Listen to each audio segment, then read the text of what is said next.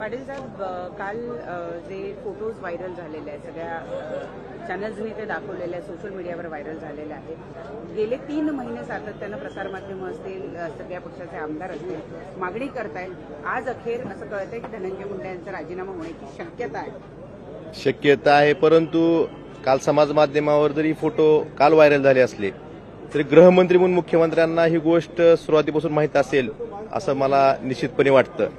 आणि त्यांनी विधानसभेत ज्यावेळेस चर्चा होती हिवाळी अधिवेशनात त्यावेळेस काल जो एक फोटो व्हायरल झाला त्यात स्पष्टपणे म्हणलं होतं तसं काही झालेलं नाही. मग गृहमंत्री म्हणून तुमच्याकडे ही माहिती सगळी असताना तुम्ही ही राज्यापासून लपवून का ठेवली? आणि सुरुवातीलाच मला सांगायचंय की ही गोष्ट समाज माध्यमावर जरी काल आली असली तरी गृहमंत्री म्हणून मुख्यमंत्री म्हणून तुम्हाला हे सगळी ज्ञात असताना तुम्ही 3 महिने कशाची वाट बघितली? महाराष्ट्राच्या जनतेचा म्हणजे संयमाची वाट बघताय का तुम्ही?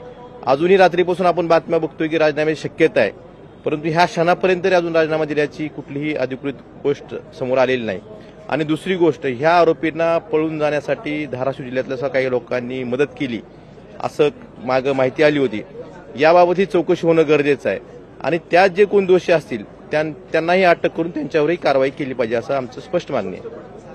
परंतु या प्रकरणामध्ये ज्या पद्धतीनं 3 महिन्याचा कालावधी गेलेला आहे, असं वाटतंय का तुम्हाला की आता जर राजीनामा झाला तर देशमुख कुटुंबियांना न्याय मिळेल?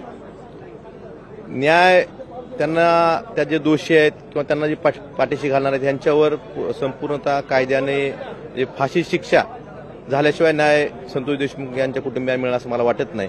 परंतु एखाद्या राजकीय पदाच्या दबावामुळे जर तपासात काही अडचण येऊ शकते किंवा साक्षीदारावर दबाव आणला जाऊ शकतो तर राजीनामा झाला तर ह्याला कमीत कमी आळा बसेल असं मला वाटतं.